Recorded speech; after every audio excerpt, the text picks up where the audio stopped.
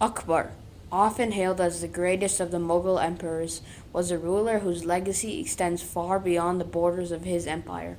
Ascending to the throne at just 13 years old, Akbar inherited a fragmented and volatile realm. But by the time of his death in 1605, he had transformed it into one of the most powerful and culturally rich empires the world had ever seen.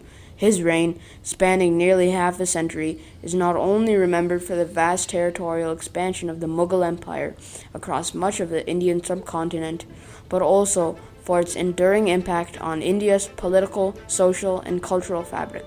Today we will be exploring this.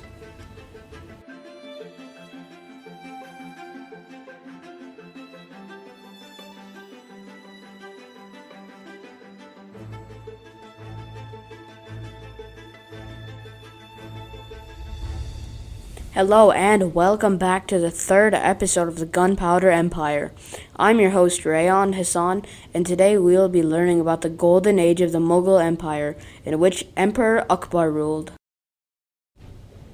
Born in 1542, Akbar became emperor at age 13, inheriting a turbulent empire after his father Humayun passed away. Akbar's journey to power was anything but straightforward. Born in 1542, his early years were marked by the turbulence of exile and uncertainty. When his father, Emperor Humayun, died in 1556, Akbar was just 13 years old, and the Mughal Empire was still growing. While the vast Mughal world had once been strong under Humayun and his father, Babur, Akbar inherited an empire on the verge of collapse, fraught with rebellion, political unrest, and external threats, similar to how the other leaders have had to deal with. You can also see the pattern of instability. At such a young age, Akbar was far from ready to rule on his own. His ascent to the throne was made possible only by the military strength and loyalty of his regents, primarily his trusted general, Bayram Khan. It was Bayram Khan who essentially served as the power behind the throne in the early years, guiding the young emperor through the complexities of court politics, military strategy, and governance. The road has never been this smooth, and he faced many challenges from rebellious nobles and regional rulers beyond his own ranks. His regents and military commanders were loyal, but had their own amount of power, trying to influence Akbar.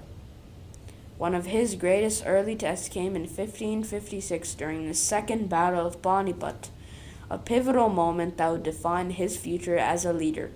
The Mughal army, under Bayram Khan's command, faced a fierce opponent in Hamu, a former Mughal minister who had risen to challenge him. The battle's outcome was uncertain, and it was young Akbar who, despite being sidelined in the actual fighting, made critical decisions that contributed to the eventual Mughal victory.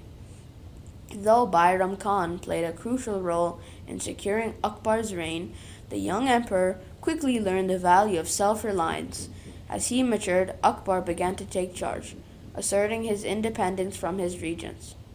In 1560, he made the bold decision to dismiss Bayram Khan, signaling his desire to rule on his own terms.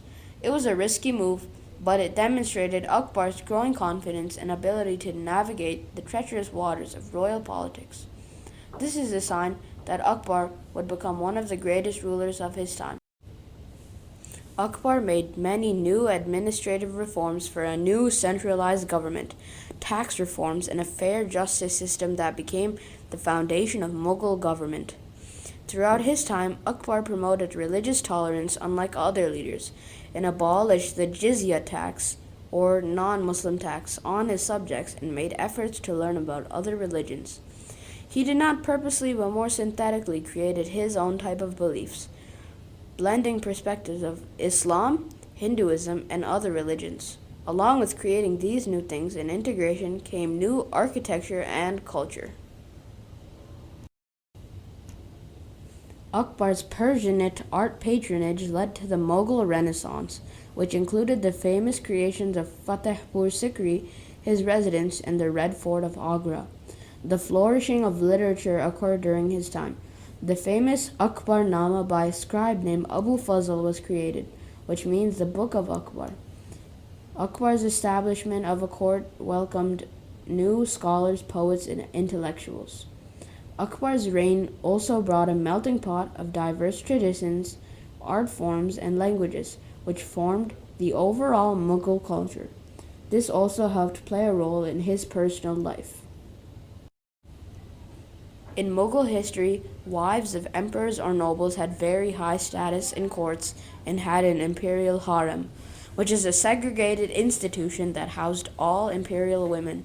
One of Akbar's wives, Mariam uz Zamani, played an important role in his reign.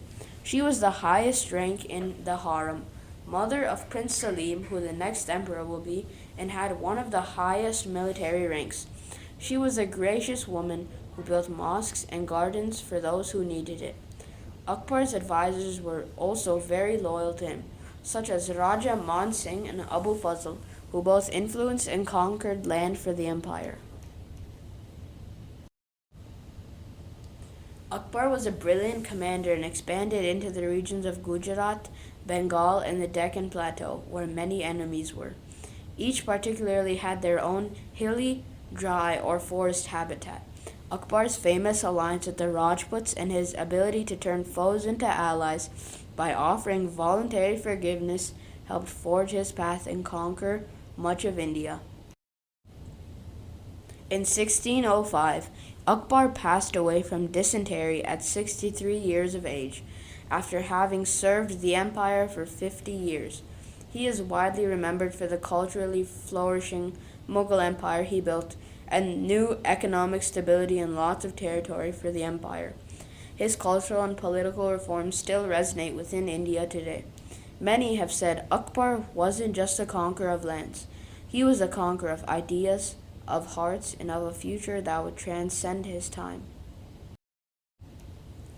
Thank you so much for tuning into this specially detailed episode of the Gunpowder Empire. I hope you learned everything about Akbar and his golden age and how he maintained his personal life and made national reforms to contribute to a peaceful empire. Tune in next episode to learn about Jahangir and his story.